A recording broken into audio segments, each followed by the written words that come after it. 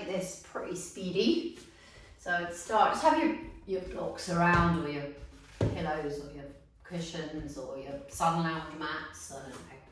And tuck your toes under, pull your hips back towards your heels.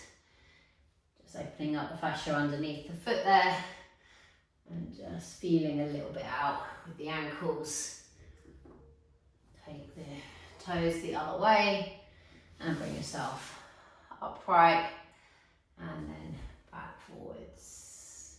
Pull back, upright. If the knee doesn't like it, don't go there. Just come to here. Yeah, to wait, pain-free, yeah, whatever you decide. Then into your hip circles, mobilizing a little bit here. Maybe 3, one direction, 3, back the other way.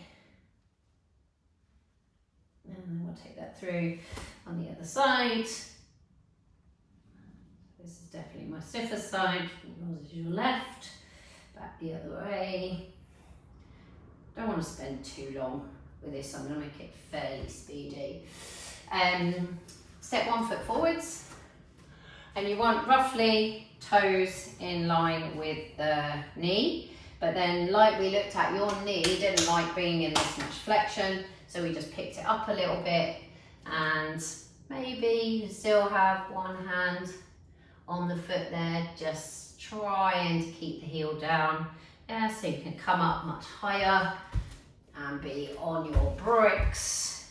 Yeah, I think that gave you plenty of flex in the, well, it didn't give you plenty of flex actually, but I think it stretched it enough, right, because you haven't got that much flex. So again, ultimately we're working towards this kind of position. That's not going to happen for you yet.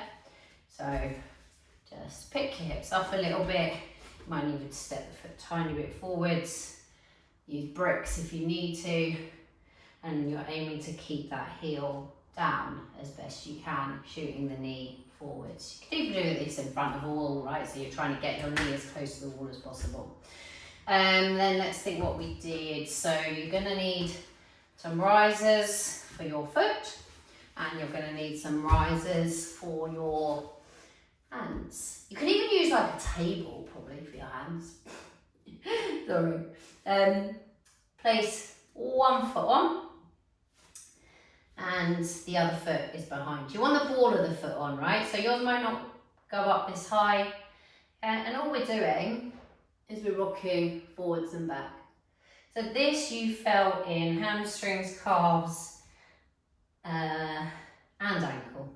I think you felt it actually more hamstrings, calves, but it's all necessary, right? And then change sides.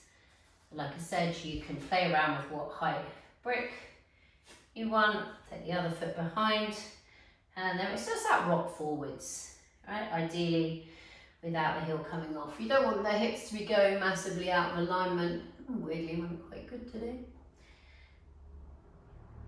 Okay, if you need a little breather from that, just place both feet on the floor and maybe just let yourself hang. Don't bounce crazily for you because your hamstrings are quite tight. Maybe even a sway might be better. Yeah, but if you're doing a bounce, just gentle. And then we'll come on to a very similar exercise. So both feet will come onto the bricks again, just so the balls of the feet are on, and you're going to lower both heels. It's not ideal because my actual bricks are moving, but to be fair, I'm still getting quite a deep stretch in my ankles there. And let's think if we remove that, so just a bit less height, you might find it doesn't roll. Oh, it does a little bit. So choose whatever height you need, as long as you're feeling a stretch into the ankles and through kind of really that Achilles, calf Achilles attachment there. And then you can do exactly the same thing, pedaling out, or same thing in terms of your positioning of your feet, pedaling out through your heels. If you want to start letting your hips roll a little bit here, that will take it a little bit more up into kind of QL, lower back, which you might want to do. You might have had enough of calves and hamstrings now. And then remove your rack. Again, maybe have a little dangle out. Release the spine and roll it up with soft knees. What else did we do? Yeah, just a little bit of strengthening work, I guess. So give yourself a little bit of height. Doesn't need to be anything too crazy, but it does want to be something quite firm, right? So yeah, don't know what books you've taken with you really. So we're going to be looking to stand and balance. I like to see in the mirror, so I'm going to do that so I can ideally demonstrate it, right? Ideally in front of the mirror, but you want to stand and get yourself really grounded on that leg that's on the block. You're going to bend the knee of the leg that's on the block and touch the heel to the floor. Your bottom's going back behind you, right? You're going to lift up out of that right glute. You're going to bend the knee again and touch the toes down. Come up through the middle if you need to touch down like that, because you're going to fall and do that. But as long as you're finding some element of balance. Right, if that's too tricky, putting the toes as I've been doing, you could just tuck the toes under, which will be a little bit more stable, yeah? And then of course, you want to do that on the other side. So if you were to start with your stronger side, which is actually what I did, so your right side is your stronger side. Hold on, did I say that? Hold on, let me get this right. Your left hip was tighter. Oh, I can't remember. Bending into the base leg, touching the heel down. I think I said the opposite. Touch the toes down, either tucking them under, or if you want that bit more challenge, just lightly touching the toes. I think I said your hip was tight on one side, but your kind of strength was stronger on that side. Sorry, that wasn't a very good demonstration, so I hope you can do it better than that. We did have one other one.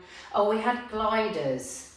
I don't think you're gonna be able to do that, but you could just grab, I don't know, a pair of shorts, pair of swim shorts maybe. I'll just move that out of the way because then I think my feet will slide on this floor. So you will have your leg that's not moving, is not on anything slidey. Your leg that's moving will be on your shorts or your socks, and you're just gonna slide it back and pull it back in. Slide it back, pull it back in. Yeah. Don't need to do too many, maybe just go 5 each side, right? And then exactly the same on the other side. Like I said, I find a mirror helpful, but I don't know if you can have access to that. Just to make sure that my hips are coming up together, I'm not massively collapsing out to the one side. So yeah, once you've done 5 of those each side, we could just bring yourself down. So maybe you just want to practice a normal bridge first. I hope you can still see me. I don't know if I'm still in camera now, move the mat. So you're going to pick your hips up and lower your hips down.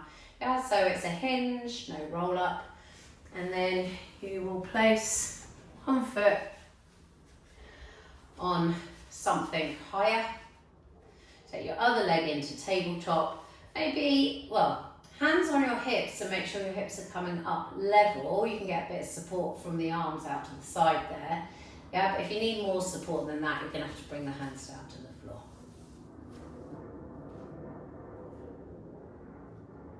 Maybe somewhere 6 to 8. So I think that's 6.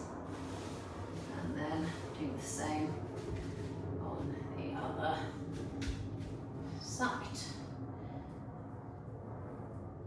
Yeah, maybe hands on hips or hands down by your side. I feel like I've got dandelions. Not dandelions, what are they called? Dragonfly, no, what are they called? I can't remember. Anyway, there's things flying around in the studio. Bring your hands onto your knees and just draw some big circles. And then go back the other way. And maybe a little spinal twist just to release out. We've been working kind of all the muscles around that hip, glute, lower back. Just ease it out a bit so it doesn't stay contracted. And then the same on the other side, maybe just easing in and out of it a few times. Okay, I hope that's helpful, and I hope you have a great holiday.